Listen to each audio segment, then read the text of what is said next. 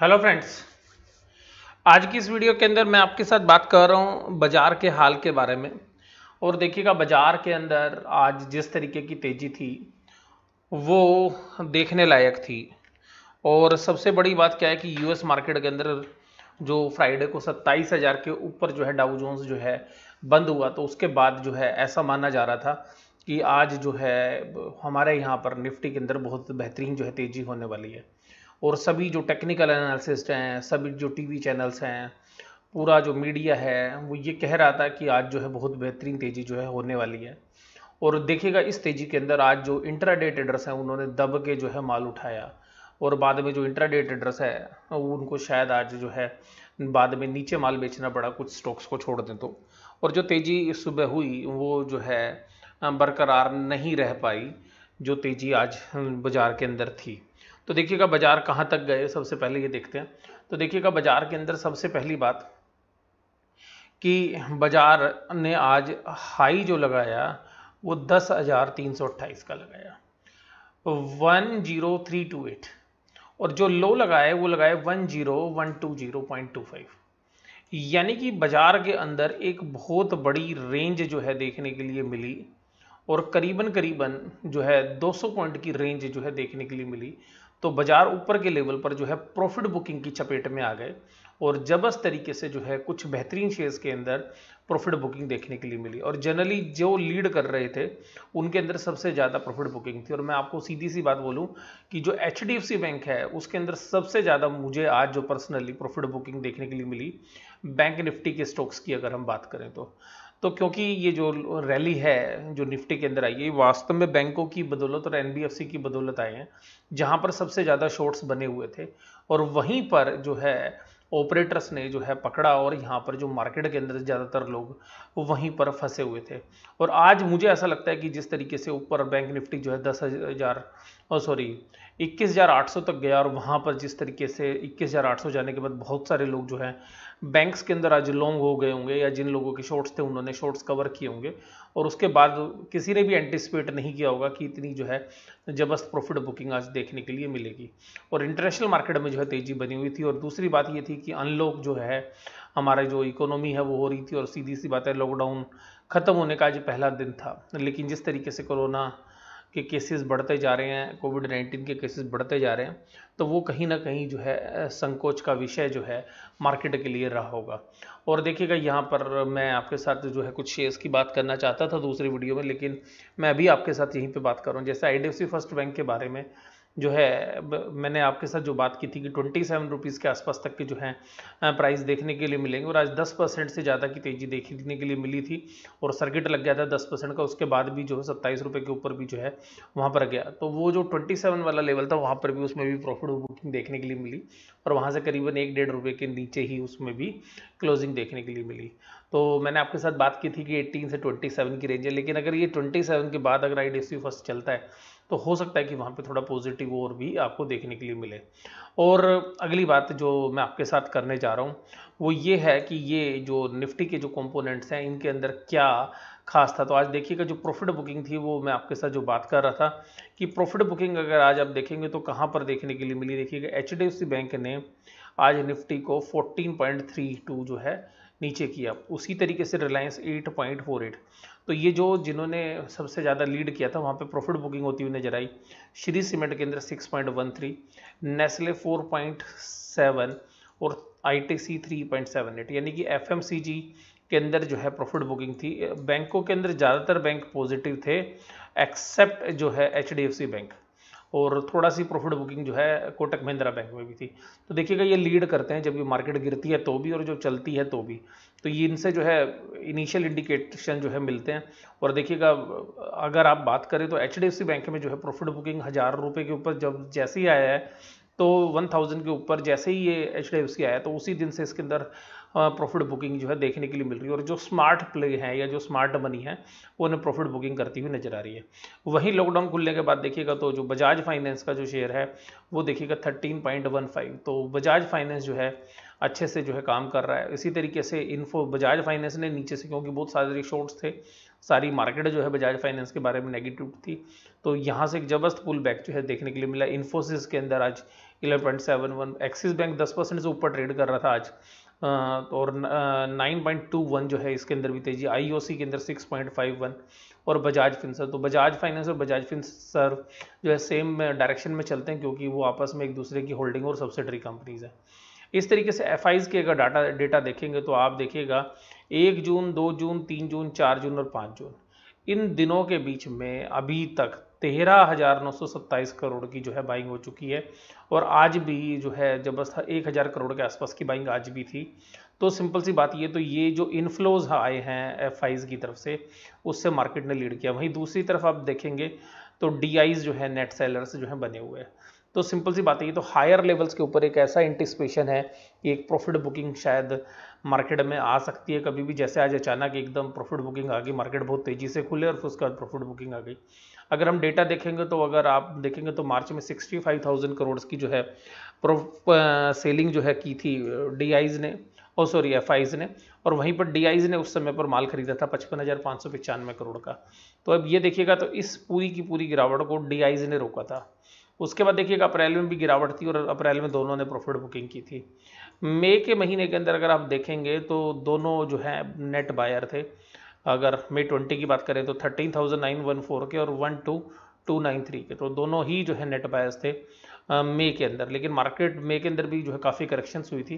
तो अब यहाँ ध्यान से एक बात और जो समझ में आती है कि यहाँ पर इन दो पार्टीज़ के अलावा एक पार्टी और भी जो है एक्टिव है, वो है HNI इन्वेस्टर्स। देखिएगा जैसे अप्रैल के अंदर दोनों सेलर थे, लेकिन फिर भी मार्केट के अंदर एक अच्छा बाउंस जो है अप्रैल के महीने के अंदर देखने के लिए मिला था।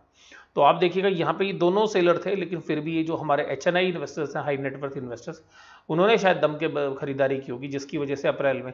इसी तरीके से मई के अंदर देखिएगा दोनों खरीदारी कर रहे थे, लेकिन फिर भी मार्केट नीचे चली गई। तो इसका मतलब है HNI की तरफ से सेल हो रही थी, और ये एक इंडिकेशन है कि अब आप एफआईज और डीआईज के अलावा HNI की डेटा जो है वो मार्केट में उपलब्ध होते नहीं है, लेकिन फिर भी एक पार्टी जो है वो यहाँ पर साफ साफ देखी जा सकती है कि जो एक एक्टिव रोल प्ले कर रही है।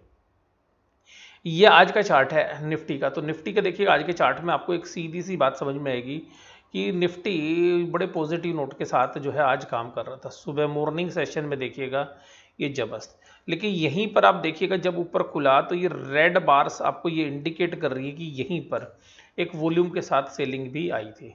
तो देखिएगा उसके बाद यहाँ तक, क्योंकि जो प्लेयर्स हैं यहाँ पर ये जो टॉप बनाने के बाद और ये 10,314 के आसपास मार्केट में जो है एक बार प्रॉफिट बुकिंग हुई, लेकिन दोबारा से बाइंग आई, फिर ऊपर चला, फिर थोड़ी प्रॉफिट बुकिंग, फिर ऊपर, फिर थोड़ी प्रॉफिट बुकिंग, फिर थोड़ा ऊपर, फिर थोड़ी प्रॉफिट बुकिंग, फिर थोड़ा ऊपर, और ये करीबन 12:30 बजे के आसपास का टाइम था, और यहाँ एक जबरदस्त प्रॉफिट बुकिंग के साथ मार्केट में गिरावट आई। और यहाँ पर मैं आपको बात बताऊँ कि ये जो बैंक्स थे, बैंक्स के अंदर जो HDFC बैंक थे और कोटक बैंक था, यहाँ पर जो है सेलिंग प्रेशर शुरू हुआ था। तो देखिएगा ये पॉइंट था यहाँ पे, और उसके बाद जो है मार्केट इतनी डीप गिरी कि उसके बाद वो संभल नहीं पाई। एक बाउंस आया थोड़ा सा, लेकिन फिर उसके बाद फिर डीप करेक्ट, फिर यहाँ पे कंसोलिडेट, फिर डीप कट, और मार्केट में लास्ट में जितने शॉर्ट सौदे बने थे दिन के अंदर वो लगभग एडजस्ट होने के बाद जो है मार्केट करीबन करीबन अपने टॉप से जो है 200 पॉइंट से ज़्यादा की गिरावट के साथ जो है बंद हुई। तो अब देखिएगा यहाँ पर, अब ये देखिएगा आज कौन थे हीरो।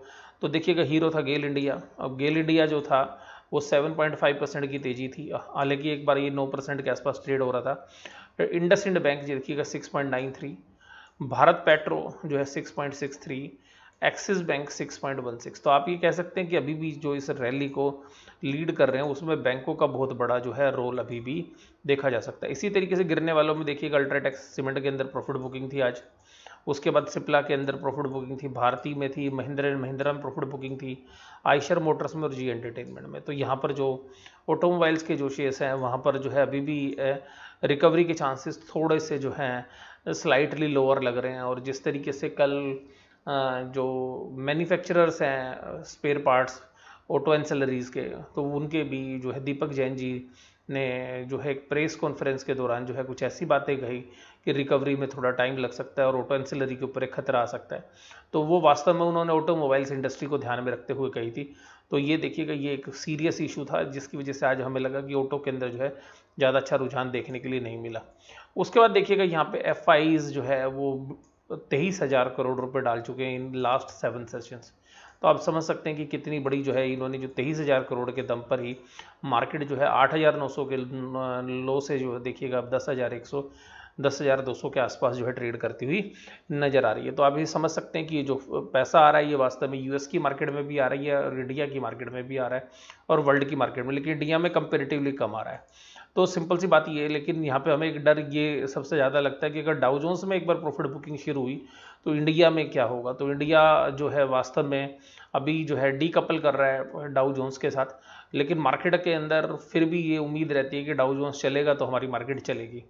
और ये देखिएगा ये पूरे के पूरे जो है अगर आप ऑप्शन चेन एनालिसिस देखेंगे तो सबसे ज़्यादा जो बिल्डअप है वो सब यहाँ पर, अगर आप कोल के अंदर बात करें तो देखिएगा कोल के अंदर भी बात करें या पुट के अंदर भी बात करें तो सबसे जो ज़्यादा बिल्डअप है कोल के अंदर तो देखिएगा 10,500 के ऊपर है, हालांकि उसके बाद ज़्यादा फर्क नहीं और 10,000 के ऊपर है। तो ये 10,000 जो है एक क्रूशियल रोल प्ले कर रहा है, एक स्ट्रॉन्ग सपोर्ट है। अगर यहाँ पर अगर आप ऑप्शंस के पुट की भी बात करें तो पुट में भी सबसे जबरदस्त बिल्डअप यहीं पर देखा जा सकता है 22,27,275।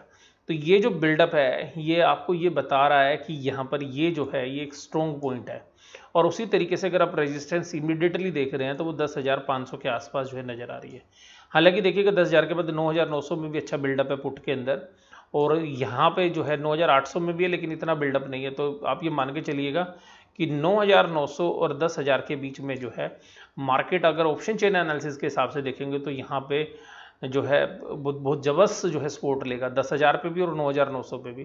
तो इनको बहुत जल्दी जो है नहीं तोड़ेगा। अगर 9,900 के नीचे अगर मार्केट निकलती है ऑप्शन चेन एनालिसिस के बाद के हिसाब से तो फिर जो है एक प्रॉफिट बुकिंग जो है और 300-400 पॉइंट तक की भी जा सकती है। अगर ऊपर की तरफ की अगर हम बात करें तो 10,500 के ऊपर जो है रेजिस्टेंस है। और देखिएगा यहाँ पर जो ऑप्शंस के जो प्रीमियम है अगर वो आप आज बात करें तो ऑप्शंस के जो प्रीमियम है वो दोनों साइड के अंदर अच्छे हैं, लेकिन फिर भी जो पुट के प्रीमियम्स हैं वो सिग्निफिकेंटली हायर साइड की तरफ है। तो मार्केट में जो है नीचे जो है पुट जो है बेचने वाले जो है उनको अच्छा प्रीमियम मिल रहा है और पुट खरीदने वाले को ये लग रहा है कि शायद मार्केट नीचे की तरफ चली जाएगी। तो अब यहाँ पे देखिएगा अगर हम मूविंग एवरेजेस के हिसाब से बात करें, ये देखिएगा 1 आवर चार्ट के हिसाब से जो है मूविंग एवरेजेस हैं जो मैं आपके साथ शेयर कर रहा हूँ। तो 5 घंटे की अगर मूविंग एवरेज देखें, उसके बाद 10 घंटे की मूविंग एवरेज देखें, 20 घंटे की मूविंग एवरेज देखें, 50 घंटे की, 100 घंटे की या 200 घंटे की। तो इन एवरेजेस के हिसाब से देखिएगा मार्केट क्योंकि 10,184 के नीचे बंद हो गई, अगर एक्सपोनेंशियल देखते हैं या आप सिंपल मूविंग एवरेज भी देखें तो, और ये देखिएगा यहाँ पर 10184। तो ये देखिएगा दोनों लेवल एक दोनों के आसपास हैं। ये 5 आवर्स और 10 आवर्स के जो चार्ट है। तो देखिएगा ये जो है एक रेजिस्टेंस, अगर कल भी बात करें बाई चांस अगर मार्केट इसके ऊपर खुलती तो बात ये लगे, लेकिन अगर मार्केट इसके नीचे खुलती है तो ये इंट्राडे में कल जो है आपको दोनों रेजिस्टेंस के रूप में काम करते हुए नजर आएंगे। और 20 दिन का जो मूविंग एवरेज है वो देखिएगा 10,156। और आज भी यहाँ पर मार्केट जो है टिक रही थी इस रेंज के बीच में। अगर एक्सपोनेंशियल मूविंग एवरेज की बात करें तो भी और मूविंग एवरेज की ना करके बात करें, अगर सिंपल एवरेज की भी बात करें तो यहाँ पर मार्केट अटक रही थी आज भी, यानी कि जो 10। और अब देखिएगा क्लोजिंग भी इसी के आसपास हुई है। अगर 50 आवर्स के बाद में बात करें तो फिर ये देखिएगा 9976 का एक्सपोनेंशियल मूविंग एवरेज है। और जैसे मैंने ऑप्शन चेन में बताया 10,000 का, तो अगर सिंपल मूविंग एवरेज देखेंगे तो ये 50 दिन का, तो यहाँ पर भी जो है आपको एक सिंपल सी बात जो है समझ में आती है कि यहाँ पर जो है एक स्ट्रॉन्ग जो है सपोर्ट मिलती हुई नजर आएगी अगर किसी भी तरीके की प्रॉफिट बुकिंग जो है स्टार्ट होती है तो। उसके बाद अगर हम बात करें ऑप्शन चेन के बाद तो हालांकि देखिएगा और भी लेवल्स हैं यहाँ पे 200 घंटे की, लेकिन वो भी काफ़ी दूर हो गए हैं तो मैं उनकी बात नहीं करूँगा। अभी तो इमीडिएट जो सपोर्ट है वो 10,000 के आसपास है। और अगर नीचे भी एक्सपोनेंशियल मूविंग एवरेज में देखेंगे तो 9967 जो है वहाँ पर भी एक क्रूशियल सपोर्ट जो है मिलेगी। पीछे जब मार्केट अभी चली थी ऊपर भी तो भी यहाँ पे अटकी थी, तो इन मूविंग एवरेज के आसपास। अगर यहाँ पर अगर हम इसके अलावा अगर RSI की भी बात करें तो RSI जो है अभी भी जो है बाई के इंडिकेशंस दे रही है, 50% से ऊपर जो है 56.996 के ऊपर है। तो यहाँ पर भी आप देख सकते हैं कि अभी जो है बाइंग सेंटीमेंट जो है मार्केट के अंदर ज़्यादा पॉजिटिव है। और अगर आप देखेंगे तो जो मोस्टली टेक्निकल एनालिसिस्ट हैं वो 10,580 के आसपास के जो है टारगेट जो है आपको दे रहे हैं। तो लेकिन क्या होता है कि मार्केट जो है टेक्निकल्स जो है बाद में बनते हैं और पैसा पहले चलता है। तो जैसे आज देखिएगा तो बहुत जबरदस्त तरीके से जो है ऊपर के लेवल पर जो है प्रॉफिट बुकिंग कर ली गई और यहाँ पर जो है बहुत सारे जो लोग थे जो आज इंट्राडे प्ले कर रहे थे, उनको लग रहा था कि मार्केट बहुत तेज होगी। और जिस तरीके से सोशल मीडिया की बात करें या मीडिया के अंदर बात करें तो सुबह से ही जो एक बड़ा पॉजिटिव सेंटीमेंट था। तो जिन्होंने भी मतलब शुरू किया कि 2 घंटे में माल खरीदा तो मोस्टली शेयर्स के अंदर प्रॉफिट बुकिंग आ गई। हालांकि कुछ शेयर्स में तो फिर भी जो है अपने डे के हायर लेवल के ऊपर जो है बंद किया उन्होंने। तो उसके बाद अगर आप यहीं पर अगर देखें यहाँ पर कि ये जो पूरे इंडिकेशंस हैं ये आपको यही बता रहे हैं अभी कि मार्केट में वोलेटिलिटी बढ़ने वाली है, और मार्केट में वोलेटिलिटी जबरदस्त तरीके से बढ़ने वाली है, इसमें कोई भी डाउट नहीं है। और अब एक न्यूज़ मैं आपके साथ जो है शेयर कर रहा हूँ कि हिंदुस्तान यूनिलीवर लिमिटेड ने कहा है कि ये जो कोरोना वायरस की वजह से जो है हमारी इंक्रीमेंटल ऑपरेटिंग कॉस्ट जो है बिजनेस में बढ़ेंगी।